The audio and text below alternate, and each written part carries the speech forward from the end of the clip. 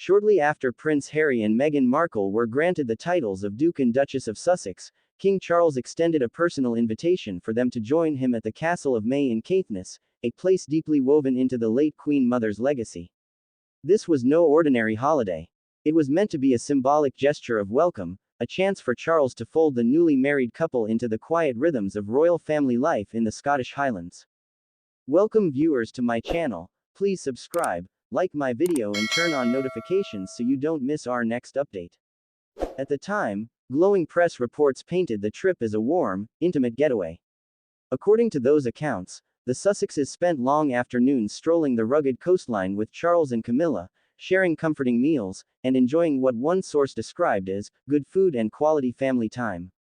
The Queen Mother's former residence, known for its remote serenity, was supposed to provide an ideal setting for bonding. In his memoir Spare, Harry later wrote that the connection between Meghan and his father had always been strong, and that this trip only deepened it. He vividly remembered Charles's delight when he discovered Meghan shared a birthday with his beloved grandmother, the Queen Mother, August 4. Harry described the way Charles lit up, almost performing for Meghan, as if this small coincidence bound them together in some sentimental way. To Harry, it was a rare moment of uncomplicated warmth between his wife and his father.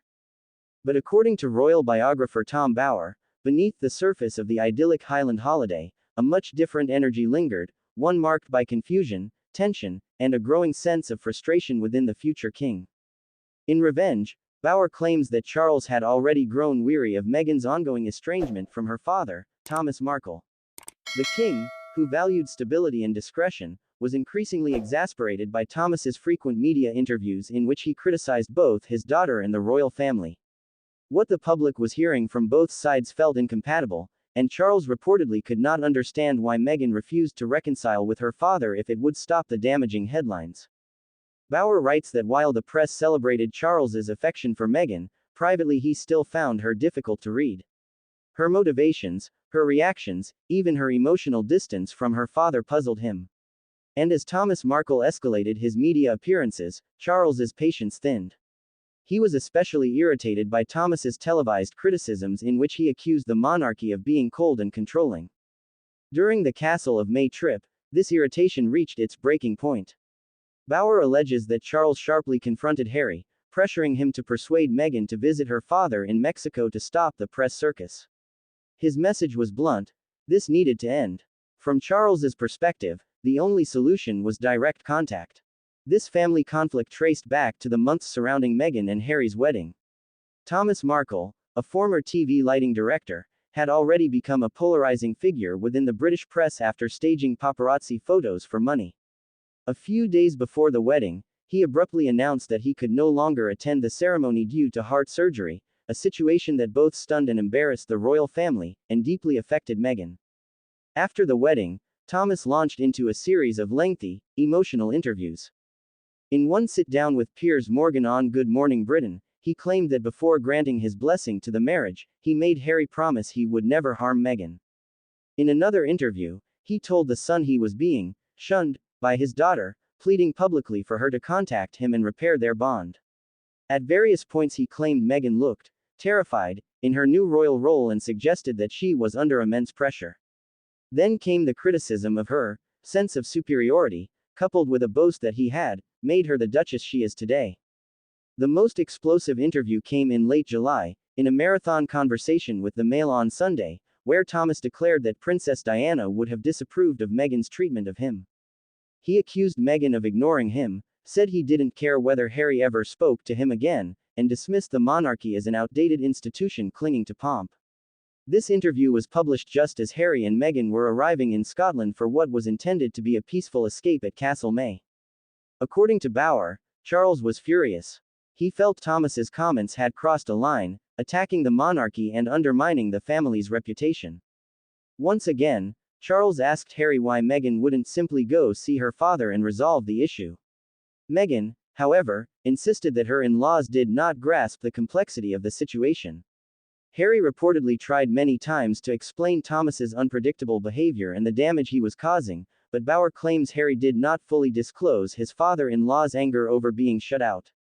Instead, Meghan suggested she could not safely contact her father, saying she feared his phone or email might be compromised. These explanations, according to Bauer, confused Charles and the Queen, who eventually joined a conference call with the couple during the Highland trip. Their intention was clear. They wanted to encourage Meghan to travel to the US for a private reconciliation. Meghan firmly refused. She argued that any visit would ignite an uncontrollable media frenzy and worsen the situation. But in Bauer's view, her reasoning struck Charles and the Queen as implausible. The call reportedly ended with both senior royals bewildered, unsure of how to move forward. Behind closed doors, Meghan expressed frustration that the royal family did not understand her father or the depth of their estrangement. Camilla, meanwhile, observed Meghan with a wary eye. Having been raised on a sprawling country estate in Sussex, Camilla preferred simplicity, muddy boots, and privacy, a lifestyle far from Meghan's Hollywood background.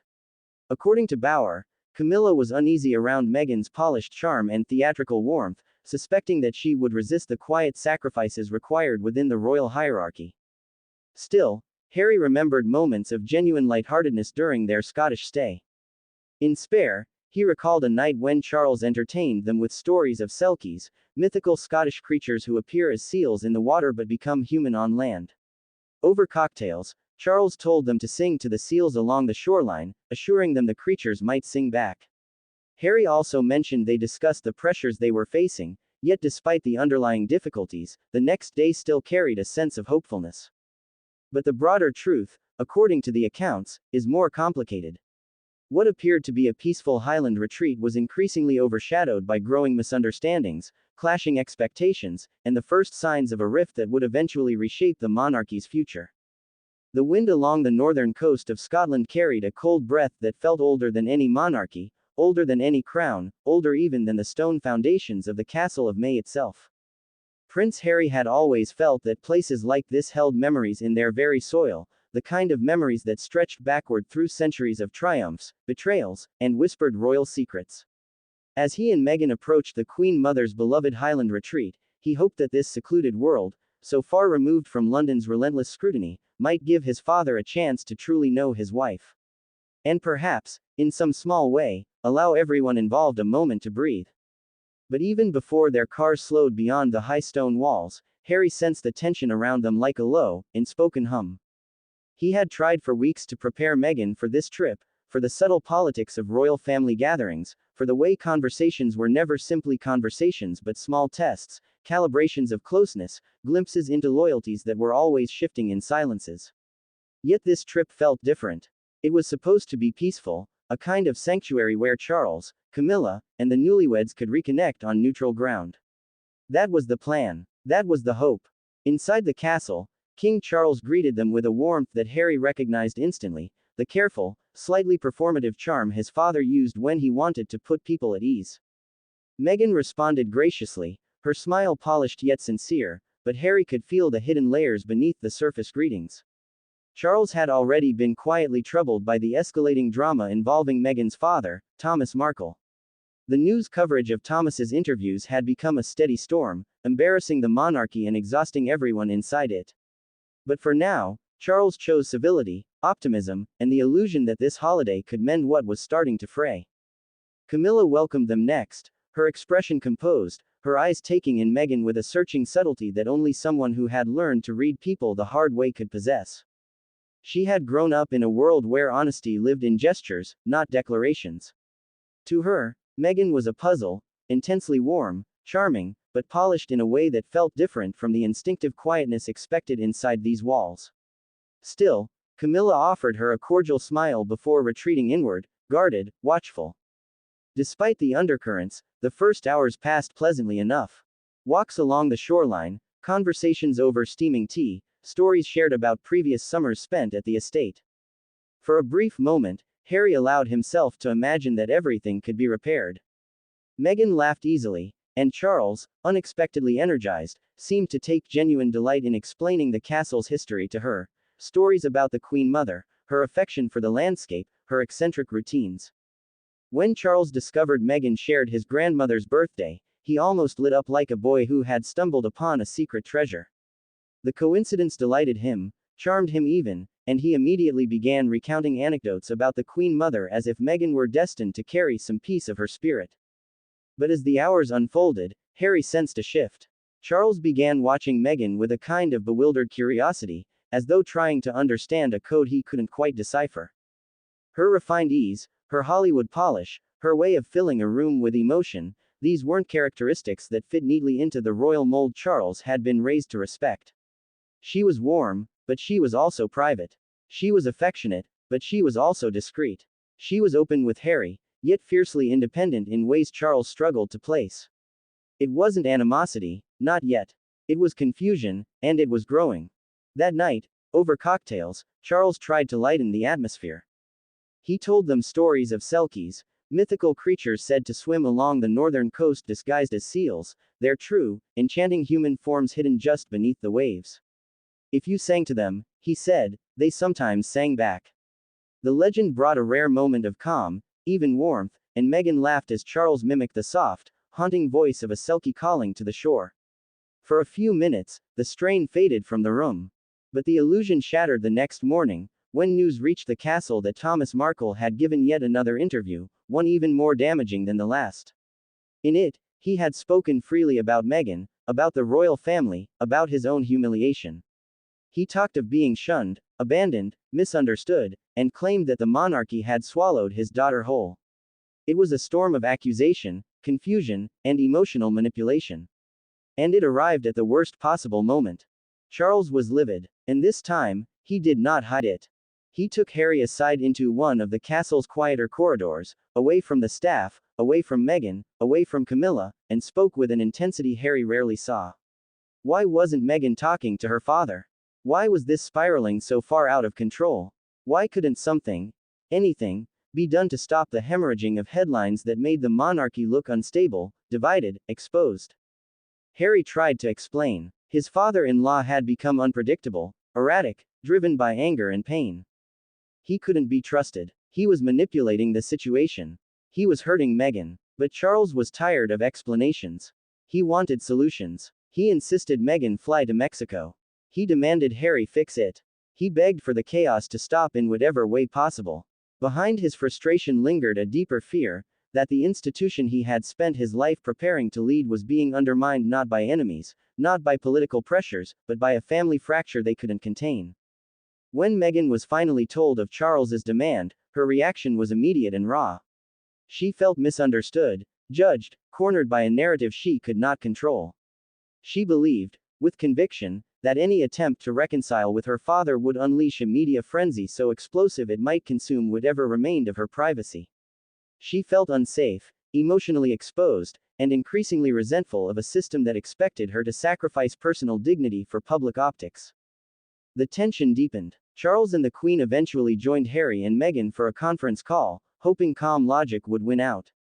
They urged Meghan to make peace, to attempt reconciliation, to try something, anything, that might halt the escalating crisis. But Meghan refused. She said she couldn't trust her father's phone. She believed his email had been compromised. She feared he would leak any private communication to the press. The reasons were many, layered, emotional, and deeply personal. But to Charles and the Queen, they sounded improbable, evasive, almost surreal. The call ended not with resolution, but with quiet bewilderment on one side and simmering frustration on the other. For the rest of the trip, the castle felt slightly colder.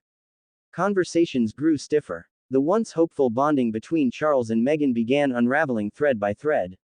Camilla's reservations hardened, her observations sharpening into quiet concern about Harry's future. Harry felt caught between worlds, his father's mounting impatience, his wife's growing anxiety, his own desperation to hold both sides together. And through all of it, the unforgiving Scottish wind kept moving along the shore, carrying with it the echoes of selkies and legends, as if trying to remind them all that no matter how powerful the crown might be, even royal families are vulnerable to fractures that begin with whispers, widen with misunderstandings, and eventually crack open under the weight of the truths no one wants to face. The storm that settled over the Castle of Mey did not arrive with thunder or rain. Instead, it descended in the form of an uncomfortable quiet, a heaviness that pressed itself into every hallway, every dinner conversation, every moment when someone attempted small talk only for it to fall flat. In the Highlands, silence could be peaceful, even sacred. But this silence carried tension, the kind that thickened the air until every word felt like it might shatter something fragile. Harry knew this silence well. It was the same kind that had filled rooms during the worst years of his parents' marriage, the same kind that trailed after the cruelest headlines about him and William when they were boys, the same kind that followed every scandal that threatened the stability of the monarchy. Silence may have been a royal tradition, but it could also be a curse, an unspoken reminder that emotions were to be contained, managed, concealed. But Meghan wasn't raised in that world. She wasn't trained to turn her feelings into stone. She felt everything, deeply, personally, sincerely. And Harry understood that this environment, one that had shaped him from infancy, was already taking a toll on her spirit. The castle's walls, thick and ancient, did little to soften the weight of the long, fraught conversations that had taken place the day before. Meghan had retreated emotionally, staying polite but distant, and Harry could feel her slipping into a protective shell. He watched her from across the breakfast table the next morning, hands delicately wrapped around a cup of tea, posture upright, eyes focused yet unfocused, as though she were present in body but drifting somewhere far away in thought. It pained him more than he could express. Charles, for his part, tried to resume normalcy. He spoke about the estate, about the Queen Mother's fondness for certain rooms, about the history of the Caithness coastline. But there was a stiffness to him now, a frustration he tried, and failed, to hide. The events of the previous day had unsettled him. His attempts to understand Meghan had left him feeling more distant than before, and her refusal to attempt reconciliation baffled him so completely that he could not help looking at her with a kind of quiet perplexity. Camilla observed everything with her usual quiet discipline. She had married into the royal world much later in life, and she knew that the monarchy was unforgiving of emotional disorder. Watching Harry and Meghan navigate these waters reminded her of the struggles she herself had faced, how the press had vilified her, how she had learned to survive the suffocating scrutiny. But Meghan's struggles felt different. Camilla sensed a collision coming, one between the expectations of the royal institution and the intense individuality Meghan carried like a cloak.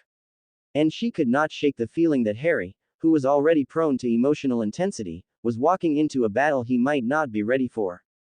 As the morning wore on, Harry stepped outside to clear his mind. The wind whipped at his jacket, carrying with it the scent of salt and heather. Far out on the rocks, seals rested lazily, their sleek bodies glistening under the muted Scottish sun. Charles's story from the night before floated back into his mind, selkies singing to the shore, their haunting voices hidden beneath layers of myth. Harry wondered if the story had been more than a whimsical tale. Perhaps his father had wanted to remind them of something older, something deeper, that there were still things in the world beyond rules, beyond titles, beyond public expectations. Or maybe Charles had simply been trying to entertain Meghan, to build a bridge now crumbling under tension. Harry stood there until the wind numbed his fingers. When he finally returned inside, he found Meghan standing alone near one of the tall windows overlooking the sea. She didn't turn when she heard him approach, but the barely perceptible rise and fall of her shoulders told him everything. She was exhausted, overwhelmed, and unsure of how to make anyone understand the pain her father had caused her. To her, the palace's solution seemed cruelly simple: fix something that was unfixable, reconnect with someone who had wounded her in ways Charles could not imagine. But that didn't mean the expectation hurt any less. Harry placed a gentle hand on her back. Meghan exhaled, long and shaky, and leaned into him just enough for him to feel the tension in her body. They stood like that for a moment, letting the castle's quiet wrap around them, before Meghan finally spoke. Her voice was soft, fragile. She said she felt alone, misunderstood, frightened by how quickly narratives were forming around her without anyone asking how she felt. The royal family was meant to protect her, she said, yet she felt as though she were being scrutinized from within, evaluated, judged. She didn't blame Charles or the Queen personally, she understood their roles, but the pressure was suffocating. Harry listened with a heavy heart. He had hoped the trip would strengthen bonds, not fray them. And yet, everything was spiraling. He felt caught between two worlds he loved deeply: the family he had been born into, and the woman who had become his anchor. The distance between those worlds was widening, and he feared he would be the one forced to bridge a divide that had existed long before Meghan arrived. The rest of the day unfolded in a haze of awkwardness. They walked with Charles along the shoreline, but every conversation felt brittle and delicate. They shared meals where long pauses stretched between efforts at politeness. Even the castle staff sensed something was amiss, moving with extra caution.